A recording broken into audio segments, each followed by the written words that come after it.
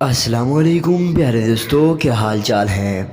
پیارے دوستو، آج ہم آپ کو بتانے جا رہے ہیں احساس کفالت پروگرام کے حوالے سے کچھ نئی تازہ ترین اپڈیٹ جو آپ کے لیے جاننا بہت لازم ہے۔ پیارے دوستو، آپ کو بتانے جا رہے ہیں ایسی اپڈیٹ جو کہ نئی آئی ہیں، اور اس کے ساتھ ساتھ آپ کو بتانے جا رہے ہیں نااہل افراد کے لیے کیا گیا ایک بہت بڑا اعلان۔ تو پیارے دوستو، آپ نے اس ویڈیو کو اینڈ تک دیکھنا ہے۔ تو چلیے دوستو، ویڈیو کو آپ وقت ضائع کیے بغیر ویڈیو کو آغاز کرتے ہیں اور آپ کو بتاتے ہیں نئی اور تازہ ترین اپڈیٹ۔ پیارے دوستو، سب سے پہلے آپ کو بتاتے چلیں کہ شازیہ عطا مری جو کہ چیئرمین آف احساس کفالت پروگرام اور بینظیر انکم سپورٹ پروگرام کی ہیں، انہوں نے اس چیز کا اعلان کیا ہے کہ وہ افراد جنہیں احساس کی جانب سے ابھی تک کوئی امداد نہیں ملی، حالانکہ وہ سرکاری افسران ہیں یا پھر انہیں نااہل کیا گیا ہے، تو وہ اپنے پیسے لے سکتے ہیں، لیکن اس کے ساتھ ساتھ انہیں رجسٹریشن بھی کروانی ہوگی۔ پیارے دوستو، آپ کو بتاتے چلیں کہ اگر آپ کو بھی احساس کفالت پروگرام کی جانب سے نااہلی یا جانچ پڑتال کا میسیج آ رہا ہے تو یہ ویڈیو آپ کے لیے ہے۔ پیارے دوستو، آپ نے اس ویڈیو کو اینڈ تک دیکھنا ہے اور جہاں تک ہو سکے شیئر بھی کرنا ہے تاکہ دوسروں کا بھلا ہو سکے۔ پیارے دوستو، اس کے ساتھ ساتھ آپ کو بتاتے چلیں کہ وہ افراد جنہیں نااہلی یا جانچ پڑتال کا میسیج آ رہا ہے، ان کے لیے اب لازم قرار دیا گیا ہے کہ وہ اپنا پہلے سروے کروائیں گے، اس کے بعد ان کی رجسٹریشن ہوگی اور پھر ہی انہیں اہلیت دی جائے گی۔ اس کے ساتھ ساتھ وہ افراد جنہوں نے ابھی تک نئی شادی ہوئی ہے اور ابھی تک رجسٹریشن نہیں کروائی یا سروے نہیں کروایا،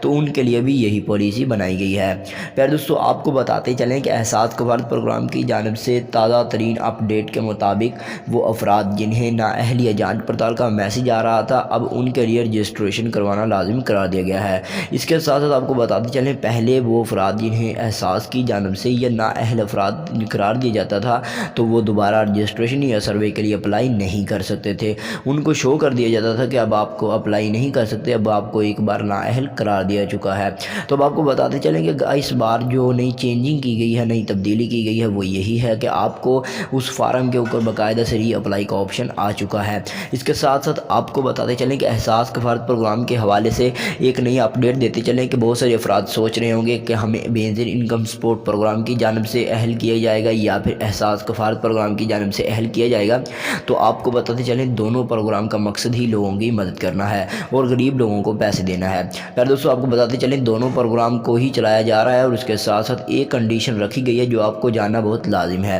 پیارے دوستو، آپ کو بتاتے چلیں کہ وہ افراد جنہیں حکومت کی جانب سے پہلے احساس پروگرام میں پیسے ملتے تھے، اب انہیں احساس پروگرام میں بھی پیسے ملیں گے، اور اس کے ساتھ ساتھ وہ افراد جو بینظیر انکم سپورٹ پروگرام کی جانب سے پیسے لے رہے تھے، اب انہیں بینظیر انکم سپورٹ پروگرام کے پیسے ملیں گے، یعنی کہ اگر آپ چاہیں بھی تو دونوں پروگراموں سے پیسے نہیں لے سکتے۔ اس کے ساتھ ساتھ آپ کو بتاتے چلیں کہ وہ افراد جنہوں نے ابھی تک اپنا سروے نہیں کروایا یا پھر وہ جاننا چاہتے ہیں کہ ہمیں کس وجہ سے نااہل کیا گیا ہے، تو اس کے لیے آپ لوگوں کو سروے والی پرچی ملتی ہے جو کہ NSER کی پرچی ہے۔ آپ لوگ اسے استعمال کرتے ہوئے چیک کر سکتے ہیں۔ میں نے اپنی پچھلی ویڈیوز کے اندر بھی بتایا تھا کہ اگر آپ لوگوں میں سے کوئی بھی میری بہن یا بھائی جو اپنے NSER کی سروے والی پرچی پڑی ہوئی ہے تو اس کے اوپر ایک QR کوڈ ہوتا ہے۔ QR کوڈ کا مطلب جسے آپ سکین کرتے ہیں، جسے آپ استعمال کر کے ہوئے اپنے پیسے چیک کر سکتے ہیں اور اپنی نااہل کو چیک کر سکتے ہیں کہ آپ کو نااہل کس وجہ سے قرار دیا گیا ہے۔